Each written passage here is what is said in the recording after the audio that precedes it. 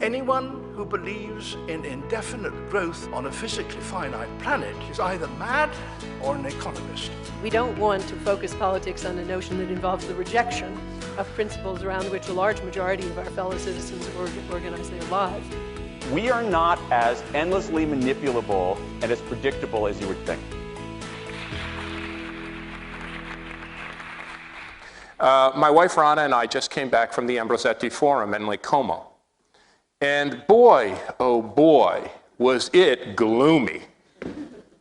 You know, people talking about the crisis in Italy and the crisis of the Eurozone and Greece and all of the financial machinations that we all know too well. Now, I don't want to be overly optimistic, but I want to suggest that there is a ray of silver lining in that what happened in the financial markets has happened time and time again. I'm an American, so my history, who lives in Canada, my history doesn't go back as far as yours, but from what I know, in the late 19th century, in the 1870s, we had one of these financial speculative run-ups. And then we had another one in the Great Depression and the crash of 1929, and another one. And then we had the crash of 2008. And one of the things I've been able to do is to take a long, hard look at these periods. I wrote a book about it. It's called The Great Reset, not the topic of tonight. It's about creativity. But in that book, The Great Reset, looking back over these periods of crises, I found that they opened up two pathways for new rounds of growth and prosperity. First, they stimulate tremendous rounds of innovation. Huge periods of innovation and the creation of new technologies.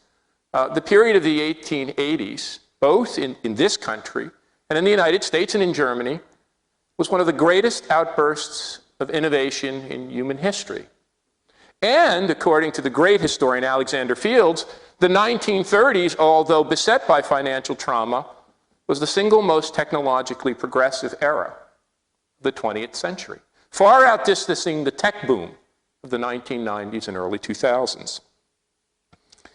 And when you think about it, how do we really create wealth in our societies? How do we really build prosperity?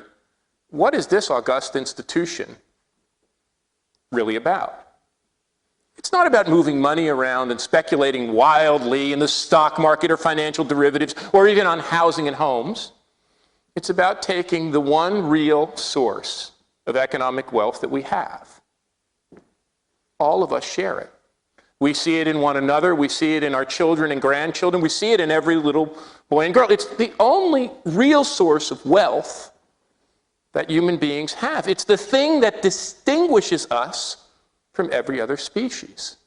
It's our ability to harness our own creativity, to leverage the creativity of others, and to come together in great conurbations of cities and urban areas like this one, London, and to put our creativity to use to build new technologies, to build new enterprises, to build new public goods, to build new ways of living. And that's why, in a nutshell, I say creativity is our new economy.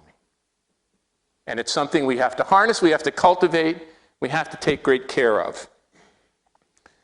I would submit to you, and I want to encourage you to think about this not only tonight, but through this week and as you go through your deliberations, that in fact, we are living through a very auspicious time.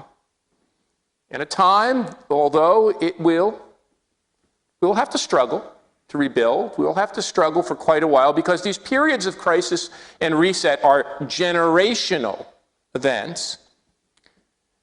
But we are living through the greatest moment of economic transformation in all of human history.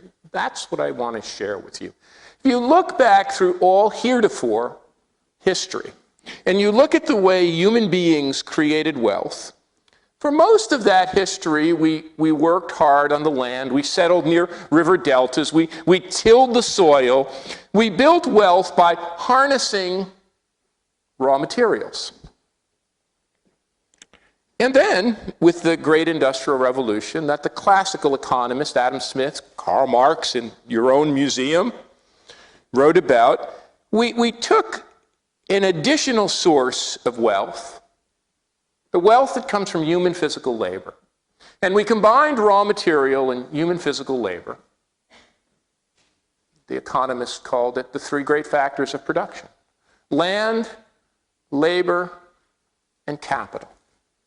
Land, labor, and capital. We combined raw materials, natural resources, with masses of physical labor streaming off the countryside and into the cities in the United States, where my grandparents migrated from the southernmost tip of Italy, part of those great migrations into the booming industrial centers of the world. But for all that time, it was physical assets, natural resources, physical labor that created our great wealth, built our societies, created great cities, industrial cities, Manchester, Birmingham, Leeds, in the north of this country, all throughout the so-called Rust Belt or Middle Belt of the United States. But then over the course of the past 20 or 30 years, something changed. The world was beset by globalization. We saw the rise of what economists call new competitors. They give it a funny name. They call it the BRICS: Brazil, Russia, India, and China. New competitors with using technology and mobilizing billions of people to engage in physical labor caused our countries, for a time, to experience deindustrialization. In the United States, the percent of people in the blue-collar working class, which at one point was over 60% of the population, has dropped to less than 20%. And a startling statistic I present in my new book, The Rise of the Creative Class Revisited: 6% of the workforce in the United States is engaged in directly making things. But our economies have continued to grow. Our economies have continued to innovate. But we've added a new force of production, or we've cultivated a force we've all had for a long time. We've cultivated and brought it to the fore. And many people have speculated on this great economic transformation. Some called it the rise of an information age, a cybernetic age, a digital economy, a technology age, a post-industrial future, the rise of a service economy. And the great Peter Drucker said that we lived in a time of a knowledge economy, in a knowledge society. Now, all of those theories capture important elements of the transformation we're going through, but I would submit to you, I have submitted to you, that there is something more basic and fundamental. There is something more basic and fundamental to human existence in our economy that goes deeper into what makes us human, that goes deeper into what differentiates us as a species, than even when those great classical economists talked about physical labor. It was physical labor, our ability to make things out of physical labor, that made humankind more productive than other species. It's not the information or the technologies we create. It's not the services we provide. It's not the knowledge that's poured into our heads. The thing that distinguishes human beings and binds us together intersubjectively as a whole is our shared human creativity. It's not a knowledge economy or an information economy or even a post-industrial economy. It's the rise of a new creative economy over the past 2 or 3 decades that distinguishes our time. Now, it wasn't an easy transition. And those of us like me old enough to remember the 1950s, or perhaps the 1960s right here in London, will remember it was an interesting time. The rise of new kinds of music, the rise of new kinds of fashion and design, Carnaby Street, the rise of the Beatles, Jimi Hendrix, interesting, an American musician who comes to London and teams with 2 British mates to create his new. It was almost as if a giant temper tantrum was occurring in our society as we began to adjust. But beginning in the 1980s, the rise of the creative economy starts its enormous takeoff. In the United States alone, in that time, more than 20 million new jobs, 20 million new jobs were added in this creative sector of the economy. It is not just arts and cultural creativity that stimulates this transformation. It's the application of creativity in the fields of science and technology. The great high technology revolution, from semiconducting to computing to software to the new biotechnologies to the social media, and the application of creativity in all of the great professions of business and management, education, research, healthcare, and the law. Now, in the United States, where I live, or in Canada, where I teach, roughly a third of the population is engaged directly in creative production. That's up from 5% at the turn of the last century. It's up from 10% in 1950 to a third of the workforce today. In the United Kingdom, more than 40% of your workforce, amongst the highest in the advanced world. Only the Northern European and Scandinavian countries, Sweden, Denmark, the Netherlands, and Singapore, are higher, in the range of 45 to almost 50%. Places like San Francisco, 45 or 46%. Manhattan in New York City, 40%. London itself, 42%. The eastern part of this city, which is going through an incredible transformation. According to the recent report from the Center for London, more than 3,000 new digital firms operating at the cutting edge of creativity, creating 50,000 jobs. 55% of the workforce in the creative economy. In the west of London, one of the highest figures in the world, nearly 7 in 10 workers are already members of this creative class. It is this creative force I write about in my book that is changing everything, from the way we work to the way we live to the application and rise of whole new industries. Now, some people hear this and they get a little bit skeptical. And they begin to think, and if you look at events that have happened in London, if you look at events that have happened in New York, they begin to think that perhaps creativity is a little bit elitist. That it is creating a creative elite that is leaving the masses behind. And it is true. It is true that our societies are becoming terribly unequal and divided by class. But I want you to know that creativity is not only our greatest resource, it is something that each and every one of us share, and I need to let you know where I learned this. My earliest studies were studies of manufacturing. And I went and visited all the great manufacturing plants of the United States Midwest and Upper Canada. I toured all through England and Wales, local firms, foreign firms, Japanese car plants. I went all through the continent of Europe and all through Asia. I came to one factory in Japan where I met the plant manager, and he told me something that I will never forget. He said, "Professor Florida, we're going to win the Industrial Revolution. The reason is not because your workforce is subpar. It's because you have an outmoded management model," and I teach in a business school. He said, "You believe the source of innovation and of business growth lies with the CEO and the business elite and the R&D scientists and engineers." He said, "We know better. The real source of economic growth comes from the hundreds and thousands and tens of thousands of people who man our factories and our suppliers' factories." And then when I was writing my book, I reflected where I really learned this. I learned this from my father. My father's name was Louis Florida. He was born in 1921 in Newark, New Jersey, the son of Italian immigrants. My dad was born, became a teenager in the heart of the Great Depression. He left school in Newark, New Jersey at age 13, put his books down on his desk to take up work in a factory. My grandfather worked in the factory. His older brother worked in his factory. My grandmother worked in a bakery, and his 6 siblings. It took 9 people to make one family supporting wage. My dad then, on the day Pearl Harbor was attacked, put his tools down in the factory, enlisted in the U.S. Army, fought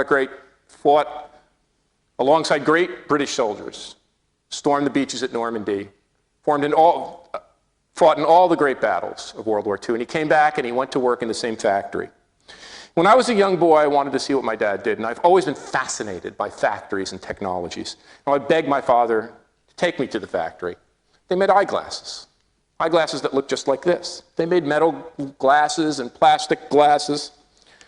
And my dad would relent. First he would say, "No, you can't come to the factory. It's your job. I work in the factory, so you don't have to. It's your job to go to school." But I would cause a tantrum. I would cause a ruckus, to be quite candid. And he would relent on Saturdays when the plant was running overtime. I would enter that factory with the machines whirring and buzzing, and I would sit studying the machines. My dad would tap me on the shoulder and he said, "Richard, it's not the machines that make this factory great. It's the knowledge, it's the intelligence, it's the creativity of the people who work here." You see, that's what we've forgotten. Every single human being is creative. That's the resource we have. That's the resource we must stoke. And sometimes we forget that. We think only special people are creative, only great artists or musicians, great scientists are creative. But creativity is an intersubjective and a social process. In the academe, what do we say? We all stand on the shoulders of giants. We work together and we draw on the past to create new ideas. So with building our new economy based on creativity. And it is our task and our challenge, especially those of us who are blessed and advantaged, to actively work and stoke. Imagine if 4 in 10 people in this country have the great good fortune to work in the creative economy. If 6 or 7 in 10 in London do, if a third in the United States do, imagine what would happen if we could expand that from 30 to 40 to 50 to 60 to 70 to 80 to 90 and more percent. Well, I have one other thing to share with you, and it's the subject of much of my work. If the industrial corporation, well, if the farm was the economic and social organizing unit of the agricultural age, if the great industrial corporation which built our societies was the economic and social organizing unit of my father's time, the great industrial age, we have a new economic and social organizing unit of our time. You can feel it. You can see it in the renaissance of this great city. You can see it in the resurgence of Manhattan. You can see it in the resurgence of great global cities in Asia. You know, it's the city itself. Our cities and communities are the social and economic organizing unit of the creative age. They are supplanting and complementing the role played in previous epochs by our great corporations. When people look at this shift, they get confused. They see our world has become technology. Our world has become global. We have gone through a period of globalization. And even the great writers and the economists said we have reached the end of geography, the death of distance. Thomas Friedman, in a book, said the world has become flat. Place is no longer important. It is certainly true that for some standard things, they can be moved offshore and globalized. But the reality is that place has become increasingly important. Our communities, our neighborhoods, and our cities have become more important than in any other time in human history. In just the past few years, the world crossed an incredible historic milestone. For the first time in human history, 50% of the entirety of the world's population live in cities and urban areas. According to the United Nations, that will increase to 70% by the year 2050. If you take just the 100 largest metropolitan areas in the world, London, New York, Tokyo, Shanghai, they produce more than 50% of our entire economic output. I've looked long and hard at this. We built new data on the cities and great regions of the world because that data doesn't exist. We actually extracted it from the satellite images of the world at night. We're able to organize that data into the true economic units that power our world economy. It is not corporations, and it is no longer nation states. It is great conurbations, bigger even than individual cities. In the United States, it's the corridor, centered in New York, but which runs south to Washington, D.C., and north to Boston. 50 million people, $2 trillion in economic output. In this area of the world, it is the area of London stretching to Leeds and Manchester. $1.2 trillion in economic output. It is not India and China that are great competitors. It is the Mumbai-Bangalore axis, the Beijing-Shanghai corridor. The world's 40 largest mega regions, and there are more than 200 countries in the world economy, account for more than 2/3 of our entire economic output and 9 in 10 of our innovations. The world isn't flat, it's clustered, it's concentrated, And it's spiky, and it's becoming spikier and spikier and more clustered. As we globalize, we not only spread, we become concentrated. Now, I wasn't the first person to figure this out. In fact, the person who figured it out, who I need to share with you, was a woman who's now deceased, became a dear friend and mentor to me. Didn't have a PhD, didn't go to graduate school, didn't teach at university. Her name was Jane Jacobs. She was born in the easternmost part of Pennsylvania in Scranton, left to work at Architectural Forum in New York, where she began to observe the transformation of cities. And in her great books, The Death and Life of Great American Cities, The Economy of Cities, Cities and the Wealth of Nations, she made what she said was a very humble discovery. And as she told me when we spoke, and as she wrote in her book, she said, I think I made a discovery that most other economists missed. She said, if you look at the great work of Adam Smith, the greatest of the classical economists, and you look at his chronicles of the pin factory and the deepening division of labor, he pointed out that what powered economic growth was our ability to divide and subdivide tasks into the most elemental components. This is what Frederick Taylor picked up on with his stopwatch. Henry Ford added the assembly line.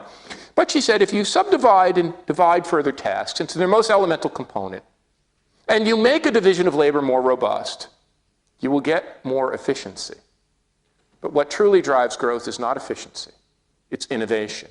And innovation comes not from companies, it may occur in companies, it comes from our communities and our cities.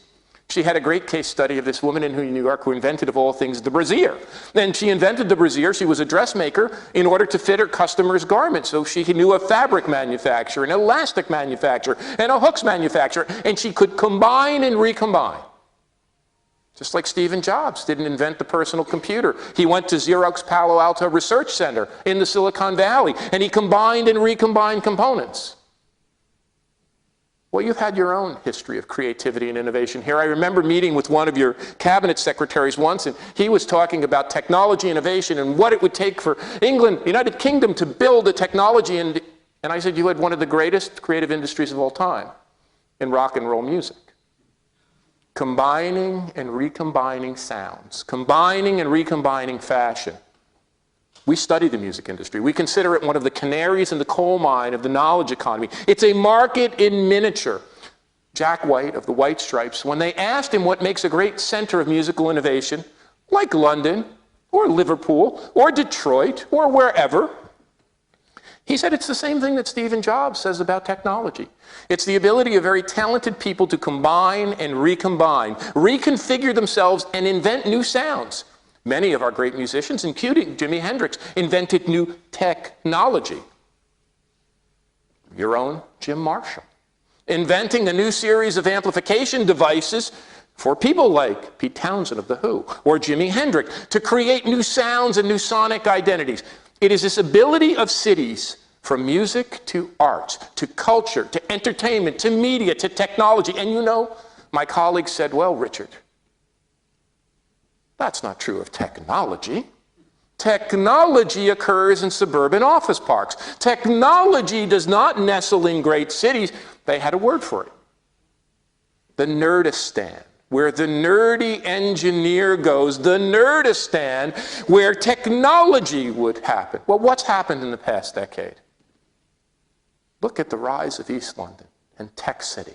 Who could have ever imagined? Look at what's happening in Berlin after the wall came down and the artists moved in, and now Twitter, the social media company, has chosen it for its European headquarters. I looked at the statistics today for you. The Silicon Valley, the birthplace of high technology industry, the mecca for science and engineering. Oh yes, it still has a lot of venture capital investment. It gets about $6 billion.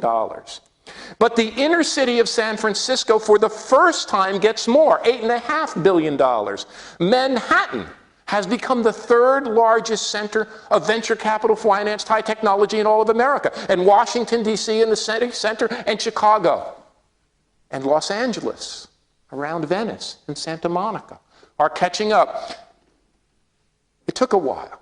The automobile caused us to decentralize. The suburbs grew and provided cheap space. And it looked for a while like maybe arts and culture was in the city, but now technology is back too. our cities are our single greatest innovation. They are truly humankind's greatest flourishing of our capacity to innovate and create. When Robert Lucas accepted his Nobel Prize in economics, he had an essay he called The Mechanics of Economic Development. He said, I will be devoting this essay to Jane Jacobs, who showed us what is really the mechanism of economic growth. The real mechanism of economic growth is as people come together in cities, we combine our creative talents, we leverage each other's skill, and we build more and more wealth. Which leads me to my concluding remark in our challenge. I read in your own paper today, the Financial Times, about the property boom in London. In Miami, they said in the Financial Times today, property values since 1995, including the crash, have risen 64%. In Manhattan, the Financial Times reported today, property values, including the crash and the bubble bursting, have increased double. In London, depending on the metric you use, whether you're counting in pounds or dollars, it's between 3 and 4 times. And they said, of course, that London, like New York, was becoming a city where some Britons lived and many people from the world economy lived. It was becoming a global city. I built maps of this, of many of the great global cities in the world. As creativity has become the motor force of production, the creative class has prospered.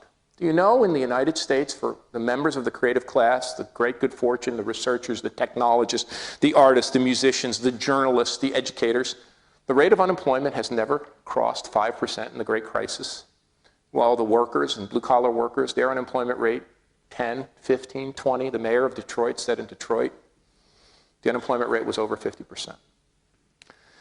Our cities are becoming more divided. I wrote in the Financial Times about this. Our cities are becoming more divided, but it doesn't have to be that way.